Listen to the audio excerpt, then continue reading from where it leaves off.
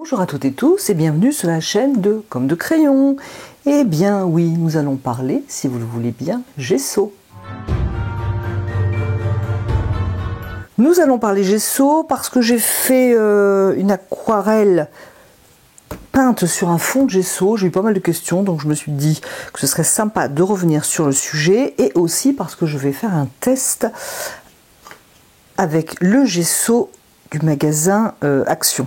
Alors pourquoi je l'ai acheté? Parce que j'imagine qu'il est de moins bonne qualité, par exemple, que le Franc-Bourgeois. Je prends régulièrement le Franc-Bourgeois, je trouve qu'il est pas mal. Dans le magasin où je vais, il y en a, donc voilà, c'est parfait. Et je suppose donc qu'il est de moins bonne qualité, il va donc être moins épais et va laisser un voile peut-être différent, plus léger en tout cas. Donc c'est ce que je vous propose de tester. Je vais vous faire voir les deux matières. Alors j'ai pris du papier I Love Art, c'est un papier que je vous conseille souvent parce qu'il a un très bon rapport qualité-prix. Dans les papiers il est vraiment pas cher, tout en étant de très très bonne qualité. Effectivement c'est un papier cellulose. L'aspect par exemple du papier, lorsqu'il n'y a pas d'aquarelle, en lui-même, le papier est correct d'aspect, et si vous regardez par exemple un papier Arches coton ou un papier Winsor & Newton 100% coton, ou même le grain nuageux de Clairefontaine, voilà, sur des papiers en eux-mêmes qui sont magnifiques, on pourrait juste les poser comme ça pour les regarder sans aquarelle. C'est pas le cas de celui-ci. Pour faire beaucoup d'aquarelle, beaucoup d'entraînement, beaucoup d'aquarelle aboutie, il est très très bien, 100% cellulose. Vraiment, si je vous en parle et je vous le conseille, c'est que je l'aime. Sinon, j'en parle pas, ou du moins je ne le conseille pas. Tout cela pour vous dire que j'irai pas poser du gesso sur un papier Arches ou un Winsor & Newton par exemple, ni sur un grain nuageux de Clairefontaine, ça enlèverait le grain, ça n'a pas d'intérêt. Pourtant, j'aime les effets que crée le gesso, donc je préfère le faire sur ce papier cellulose. Je vais tester, dès que j'arrive à l'ouvrir, le pot qui est neuf, je viens juste de l'acheter, je ne mens pas, il y a encore l'emballage, il y a encore le film, j'avais fini l'autre, voilà. Donc c'est quand même, bon, c'est pas épais comme une purée de pois chiches, hein, mais c'est quand même, vous le verrez, voilà. Je sais pas, j'espère que vous verrez la matière. Ça a quand même un côté opaque, ça laisse de l'opacité sur le papier. D'ailleurs, j'ai déjà passé du gesso sur une aquarelle pour créer des effets différents. Si je trouve la vidéo, je vous la mettrai quelque part par là, je ne sais plus trop, j'avoue, laquelle c'était. Donc voici le gesso de le Franc-Bourgeois. Il est multitechnique, donc ça veut dire que je peux m'en servir pour l'aquarelle, enfin pour l'aquarelle, je ne sais pas si c'est noté hein, d'ailleurs. En tout cas, je peux m'en servir pour l'acrylique et l'huile.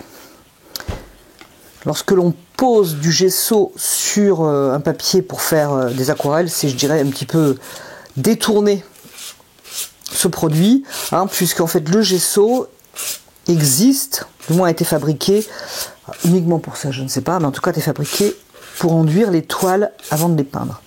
J'ai tellement bien mis du Franc-Bourgeois partout que je vais avoir du mal à avoir de la place pour mon produit Action que je voudrais tester. Pourquoi je le pose avec un couteau à peindre? Parce que lorsque je pose et que j'étale le gesso, si je bouge un petit peu, alors je vais exagérer le mouvement pour que vous puissiez voir, mais si je bouge un petit peu mon couteau, cela crée des petites aspérités très sympathiques. Alors très sympathique lorsque l'on peint à l'acrylique ou à l'huile et que l'on veut des effets. Je trouve personnellement que pour l'aquarelle, il faut y aller un petit peu plus léger. Donc je vais maintenant tester le gesso du magasin Action. Alors il n'est pas cher du tout, je ne sais plus son prix. J'arrive d'ailleurs pas à l'ouvrir.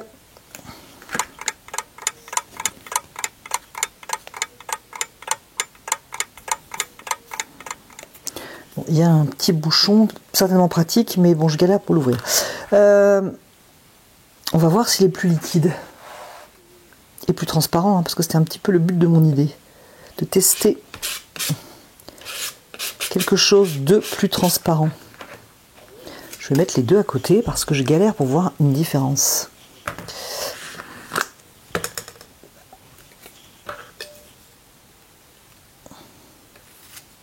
Alors, c'est vraiment léger en fait, hein, au niveau de la densité du gesso. Le Franc-Bourgeois a un petit peu plus de densité, mais c'est vraiment léger à voir. Alors que il en a un petit peu moins, je dirais celui d'Action. Un petit peu plus liquide, voilà, je dirais un petit peu plus liquide. Est-ce qu'il est moins couvrant comme je le voulais? Je ne suis pas certaine.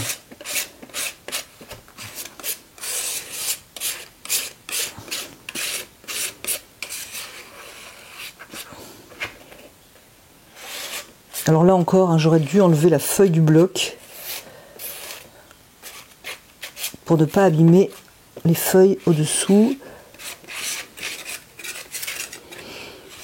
Alors je me suis dit, il est pas cher, il va avoir moins de matière, moins de densité, plus de transparence. Je suis pas certaine. Il est donc peut-être très bien, hein, ce gesso. Alors, par contre, si je devais faire une peinture à l'acrylique, j'avoue que je ne prendrais pas le risque de poser en premier ce gesso pour mes peintures acryliques, parce que mes peintures acryliques, ce ne sont pas que pour faire des tutos, hein, je vais les garder. Donc je ne suis pas certaine de la longévité de ce produit. Voilà, je n'en sais rien, donc j'hésiterais. Je préférerais prendre le Franc-Bourgeois qui a fait ses preuves, on va dire. Donc avec mon couteau, je vais faire de petites aspérités. Voilà, ça va créer du relief.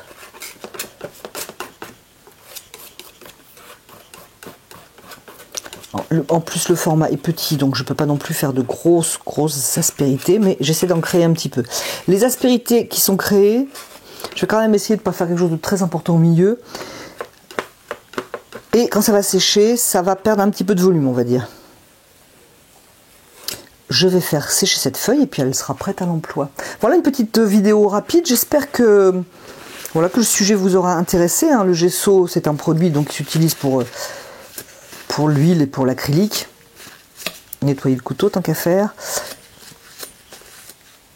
Et que certains aquarellistes ont détourné pour l'aquarelle. Il existe du gesso, je crois, spécial aquarelle. J'avais regardé une fois au magasin, je crois, Géant des Beaux-Arts, et puis je me suis dit, après tout, c'est peut-être à peu près la même chose. Donc j'ai gardé mon gesso. Voilà, donc je vais le laisser sécher, et puis je m'en servirai pour une aquarelle. Peut-être un tuto, je vais vous proposer, je ne sais pas encore.